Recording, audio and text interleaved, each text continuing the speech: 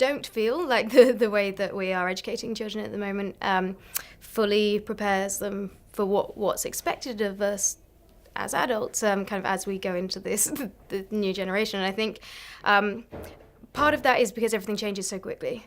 And we're in this world where everything's changing so quickly and nobody really knows what to do with that. Nobody knows how to kind of take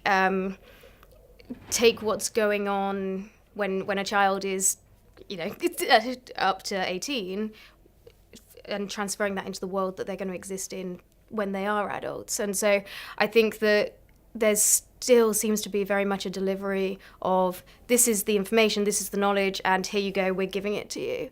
Whereas that's not the skill set anyone needs anymore. If you want to find information, you can find information now. That's not the challenge. The challenge is how do you have the skills to validate information? How do you have the skills to kind of work in collaborative ways? How do you have the skills to think creatively about challenges that we're facing and think with a kind of social thing in mind, because there's a lot of social challenges that need to be solved and that generation needs to solve them. Digitalization is important because you can grow new types of communities, and I can kind of speak from the work that we're doing and very much the approach that we're taking. So we create digital tools which are around science learning, and the digital part for us takes on two realms. One is we can create a world that students wouldn't otherwise be able to see. So we look at atoms and molecules and we can allow students to really experience that in a way that's never before. And so that's a real positive of kind of digital delivery of things.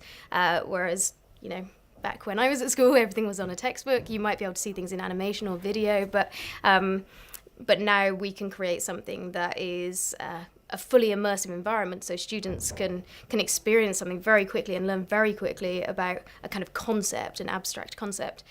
So that's one side of it, which is around kind of getting to content that they might not otherwise be able to get to. But I think like I said, the other side of it is all about how you deliver that as a community. And for me, that's what's really interesting about digital. And certainly what we're nurturing is how can you replicate things that as a team we can do on a small scale. How can you do that on a much wider scale? So for example, we have a science educator network, so we work with a small group of really passionate science teachers.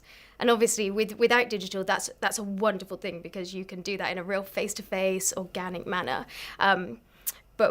But you can't reach that many people, and we know social media, all the rest of it.